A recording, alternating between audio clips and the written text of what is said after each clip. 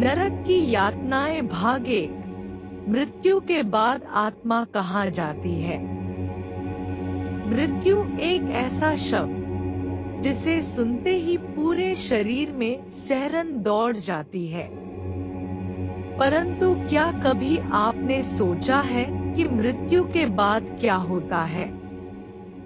क्या आत्मा सीधे स्वर्ग या नरक चली जाती है, या उसके साथ कुछ और होता है? कुछ ऐसा जिसे सामान्य आंखें देख नहीं सकती, लेकिन हमारे धर्म ग्रंथों ने जिसे विस्तार से बताया है। आज हम प्रवेश कर रहे हैं वो सदृश्य लोक में, जहां हर एक आत्मा की परीक्षा होती है, जहां अच्छे और बुरे कर्मों का हिसाब होता है, जहां यमदूत, यमराज, चित्रगुप्त और नरक की 28 भीषण यातनाएं होती हैं, जो आत्मा को सच्चा आईना दिखाते हैं। यह है गरुड़ पुराण का रहस्य, नरक की यातनाओं का पहला द्वार, प्रारंभ, मृत्यु का क्षण और आत्मा की यात्रा। जैसे ही प्राणी मृत्यु के अंतिम क्षणों में पहुंचता है, उसकी सांसें लड़खड़ाती हैं, देह धीरे धीरे शिथिल हो जाती है, और एक क्षण आता है जब शरीर तो यहीं रह जाता है, परंतु उसकी आत्मा, वह अजर अमर चेतना, उस देह से बाहर निकल पड़ती है। मृत्यु के 7 से 12 पल बाद आत्मा अपने ही शरीर को देख रही होती है, स्तब्ध, भयभीत और अनिश्चित। उसे समझ नहीं आता कि वह जीवित है या मृत। पर तभी वातावरण में एक कंपन होता है, और वहां प्रकट होते हैं यमदूत, काले, विकराल, भयावह, गरजती आंखों वाले यमदूत। वे आत्मा को आदेश देते हैं, चलो हमारे साथ, और आत्मा अपने कर्मों के अनुसार उस यात्रा पर निकल पड़ती है, जिसे कहा जाता है यमलोक की यात्रा। चित्रगुप्त की सभा और कर्मों का लेखा जोखा।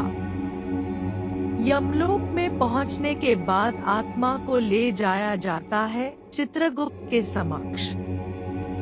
वहीं बैठा होता है धर्म का रक्षक, हाथ में एक दिव्य लेखा पुस्तिका लिए। चित्रगुप्त हर जन्म का, हर कर्म का, हर विचार का लेखा उसके पास होता है। कौन सा पाप कब किया, किसके प्रति किया, क्या मंशा थी, सब लिखा होता है, और उसी के आधार पर तय होती है आत्मा की अगली गति। स्वर्ग, नरक या पुनर्जन्म। नरक का उद्देश्य केवल दंड नहीं, आत्मा की शुद्धि, ध्यान रहे। नरक केवल दंड का स्थान नहीं है, यह एक शुद्धिकरण केंद्र है, जहां आत्मा को उसके कर्मों के फल स्वरूप पीड़ा देकर उसे उसके अहंकार, लोभ, क्रोध, मोह से मुक्त किया जाता है। जैसे सुनार आग में सोना तपाता है, वैसे ही परमात्मा आत्मा को नरक की अग्नि में डालकर शुद्ध करता है। नरक की उत्पत्ति कैसे हुई? श्रीमद्भागवत, गरुड़ पुराण, विष्णु पुराण और अन्य ग्रंथों में वर्णित है कि जब ब्रह्मा ने सृष्टि की रचना की, तो उन्होंने 3 लोक बनाए, स्वर्ग, मृत्युलोक और पाताल लोक। परंतु जब अधर्म बढ़ा, जब जीव पापों में लिप्त होने लगे, तब देवताओं ने ब्रह्मा से प्रार्थना की, प्रभु कोई ऐसा स्थान होना चाहिए जहां पापी आत्माओं को उनके कर्मों का दंड मिले, जहां आत्मा अपने दोषों को समझ सके और शुद्ध हो सके। तब ब्रह्मा ने नरकों की रचना की। 28 भिन्न भिन्न नरक, हर एक विशेष पाप के लिए एक विशेष नरक बनाया। हर एक यातना के पीछे छिपा है आध्यात्मिक उद्देश्य। 28 नरक में से कौन कहां पर जाता है? हर नरक किसी न किसी पाप से जुड़ा हुआ होता है, जैसे चोरी, हत्या, व्यभिचार, छल, गुरुद्रोह, माता पिता का अपमान, ब्रह्महत्या, बलात्कार, पाखंड, पशुहत्या इत्यादि। हर एक पाप की एक विशिष्ट सजा तय होती है। आइए अब जाने उन नरकों के नाम और उनके भीतर होने वाली यातनाएं। 1. तमिस्र नरक। जो लोग दूसरों का धन छीनते हैं, कुटिलता से किसी की संपत्ति, पद या अधिकार हड़प लेते हैं, उन्हें भेजा जाता है तमिस्र नरक में। यहाँ घना अंधकार है, इतना गहरा कि आत्मा को अपना ही अस्तित्व नजर नहीं आता। यमदूत आत्मा को पीटते हैं, खींचते हैं, उसकी चेतना को बार बार झकझोरते हैं। यह यातना यह समझाने के लिए होती है कि जिस तरह तुमने किसी और की आशा छीनी थी, अब तुम्हारी चेतना को भी हर दिशा से अंधकार में फेंका जाएगा। 2. अंधतमिस्र नरक। यह नरक उन लोगों के लिए है जो अपने जीवन साथी को धोखा देते हैं, जो विवाह जैसे पवित्र बंधन को छलते हैं या दूसरों के रिश्तों में दरार डालते हैं। इस नरक में आत्मा की आंखों पर पट्टी बांध दी जाती है। आत्मा को अंधा बना दिया जाता है और उसे गोल गोल घूमते हुए बर्बरता से पीटा जाता है। यह संकेत उस अंधत्व का है जो उसने अपने जीवन में प्रेम को धोखा देकर चुना था। 3. रौरव नरक। रौरव नरक का नाम ही काफी है डर पैदा करने के लिए। यह उन लोगों के लिए है जिन्होंने निर्दोषों को सताया है, अपने स्वार्थ के लिए दूसरों को पीड़ा दी। यहाँ आत्मा को ऐसे जीवों द्वारा काटा जाता है जो उसके ही पापों से जन्मे होते हैं। नरक में रौरव नामक प्राणी भयावह, दांतेदार, ज्वलंत होते हैं। ये यातना आत्मा को उसकी क्रूरता का दर्पण दिखाती है। 4. महारौरव नरक। यह नरक रौरव से भी अधिक भीषण है। यह उन लोगों के लिए है जो धर्म की आड़ में अधर्म करते हैं, जो धार्मिक दिखावा कर लोगों को धोखा देते हैं, जैसे पाखंडी, ढोंगी और दुष्ट गुरु। यहाँ नरक की आग कभी बुझती नहीं। आत्मा को बार बार जलाया जाता है और फिर उसकी चेतना को लौटाकर उसे फिर जला दिया जाता है। यह सजा इसीलिए होती है क्योंकि उन्होंने दूसरों की आध्यात्मिक आस्था को कुचला था। 5. कुंभीपाक नरक। जो व्यक्ति ब्राह्मण हत्या करता है या निर्दोष साधु, तपस्वी, माता पिता, गाय या अन्य श्रद्धेय जीवों की हत्या करता है, उसे भेजा जाता है कुंभीपाक नरक। यहाँ आत्मा को उबलते तेल में फेंका जाता है। शरीर नहीं, आत्मा की चेतना। वह पीड़ा अनुभव करती है जो अग्नि से कई गुना अधिक दुखद होती है। 6 कालसूत्र नरक। कालसूत्र, यह नरक उन लोगों के लिए है जिन्होंने अपने माता पिता का अपमान किया, उनकी सेवा नहीं की और वृद्ध अवस्था में उन्हें तिरस्कृत कर दिया।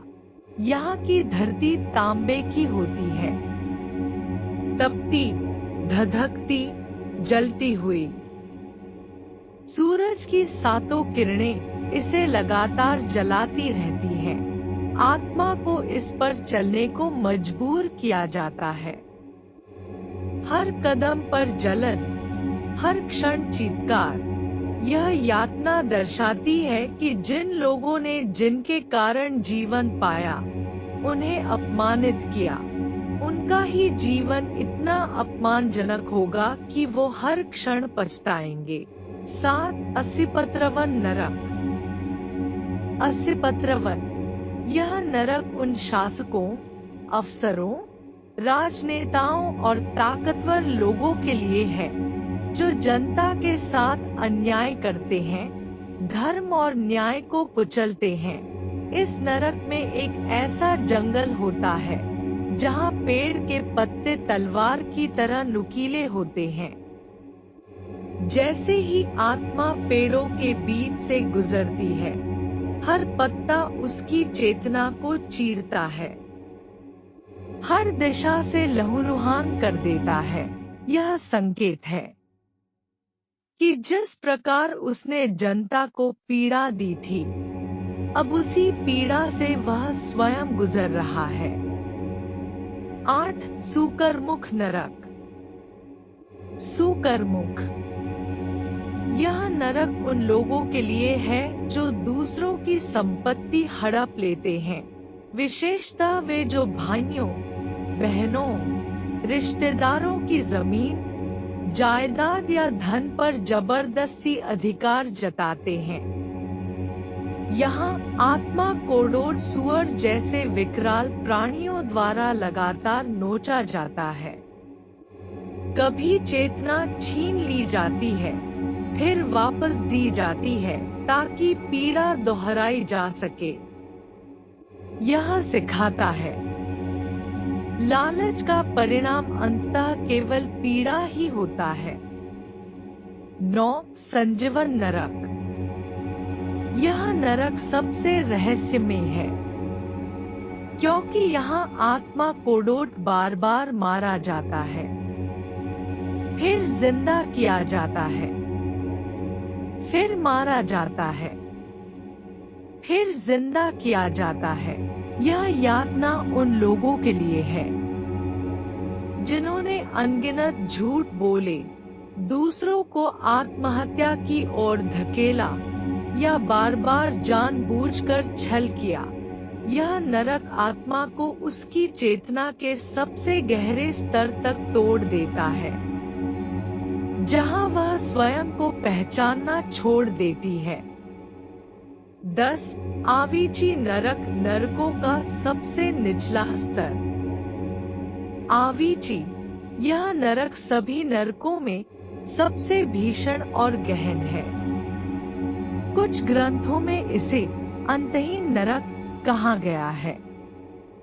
यह उन लोगों के लिए है जो सभी सीमाएं लांघकर मानवता, धर्म, रिश्तों और करुणा का पूरी तरह हनन करते हैं, जो पाप में इतने गहरे उतर जाते हैं कि उन्हें पुनर्जन्म का अधिकार भी नहीं मिलता।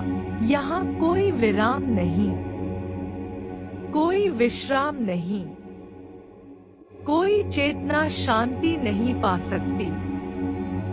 यह नरक आत्मा को उसकी सबसे गहरी अज्ञानता से परिचित कराता है। आत्मा पर इन यातनाओं का प्रभाव।